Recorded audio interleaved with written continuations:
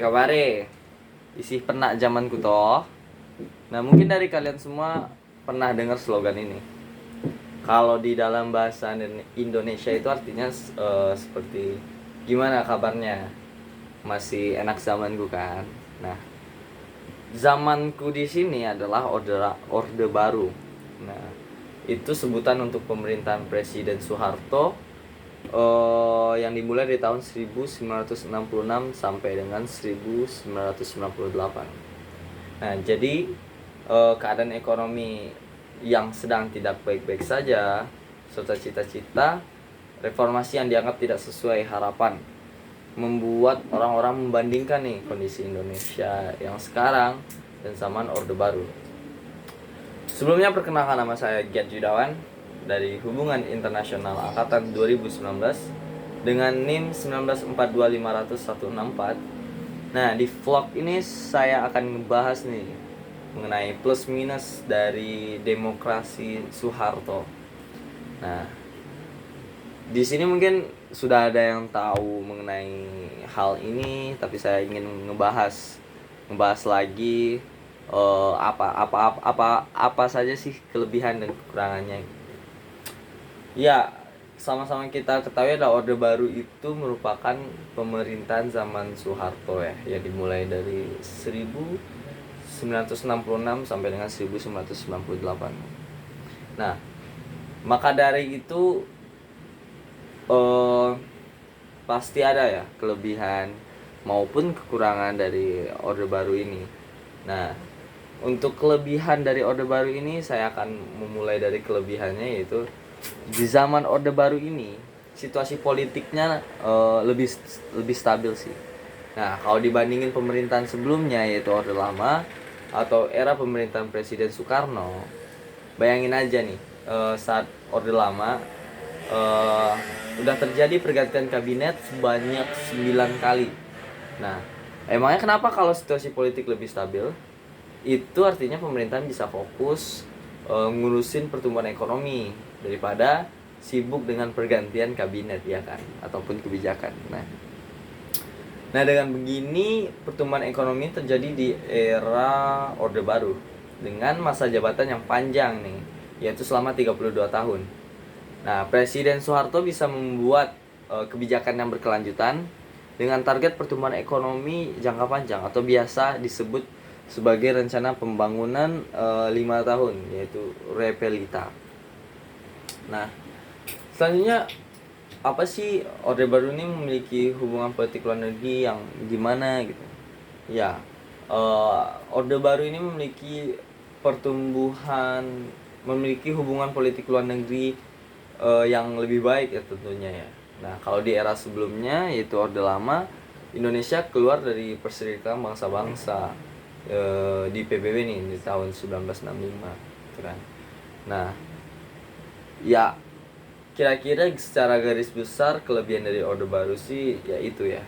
Nah, mungkin ada kelebihan mendetail mungkin dari Orde Baru itu, yaitu sukses program swasembada pangan dengan revolusi hijau. Nah, terus suksesnya program transmigrasi, jumlahnya pengangguran minimum, sukses memerangi buta huruf, ya seperti hal-hal mendetail seperti itu. Nah, sukses program KB mungkin, gerakan wajib belajar 9 tahun berjalan dengan sukses. Nah, sukses keamanan dalam negeri, gerakan nasional orang tua asuh yaitu JNOTA yang berhasil guna memastikan anak-anak mendapatkan minimal pendidikan dasar. Ya, hal-hal seperti itu di Orde Baru berjalan dengan baik, berjalan dengan sukses. Nah, itu menjadi kelebihan khusus dari Orde Baru ya. Nah, dari sekian banyak kelebihan dari Orde Baru, tentu Orde Baru juga memiliki kekurangan atau minusnya. Nah, apa sih kelemahan Orde Baru atau minusnya? Itu di era Orde Baru terdapat banyak pelanggaran HAM. Nah, ini benar-benar menjadi suatu hal yang sangat membuat Orde Baru ini begitu terasa kekurangannya ya. Nah, contohnya tuh ya kayak serangkaian penembakan misterius, pembungkaman aktivis, peristiwa Tanjung Priok dan lain sebagainya, masih banyak ya.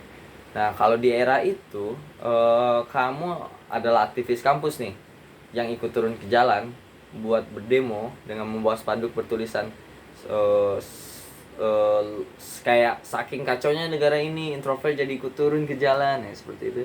Kayaknya bakal ngeri-ngeri, bakal ngeri-ngeri sedap nih kalau lu kayak gitu berdemo di pada saat zaman Orde Baru. Karena ya emang aktivis kampus pun seperti orang-orang yang demo tunjangan emang bener-bener dilibas ya. Nah, selain itu pemerintahan di era ini terkenal dengan korupsi. Nah, korupsi, kolusi, dan nepotisme.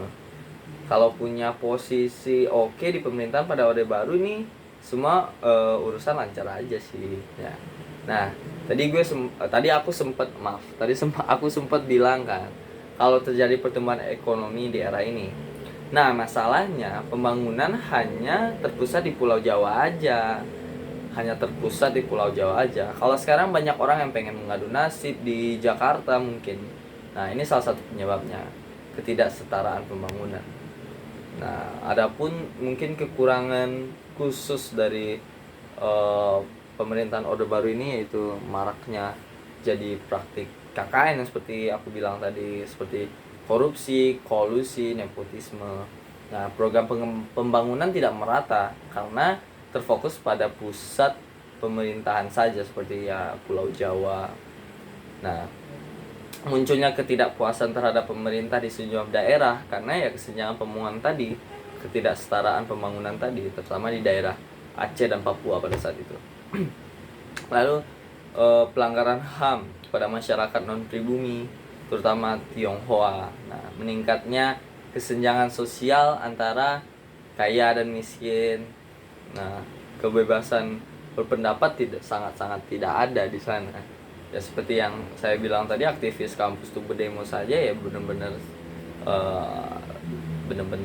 tabu di sana ya pada saat itu. Nah, tidak ada rencana suksesi penurunan kekuasaan ke presiden atau pemerintah selanjutnya. Ya hal-hal seperti itu menjadi kelemahan dari Orde Baru ya. Nah, mungkin itu saja sih yang akan saya bahas, yaitu cuma plus minus pemerintahan demokrasi dari Soeharto. Nah, mungkin sekian vlog ini saya bikin untuk setidaknya sedikit memberi ilmu pada teman-teman yang belum tahu. Mungkin teman-teman yang udah tahu bisa menambahkan yang mereka tahu untuk ya sama-sama berdiskusi, sama-sama belajar di sini di vlog ini. Oke, sekian, terima kasih. Saya undur pamit. Saya Giat Judawan undur diri. Assalamualaikum.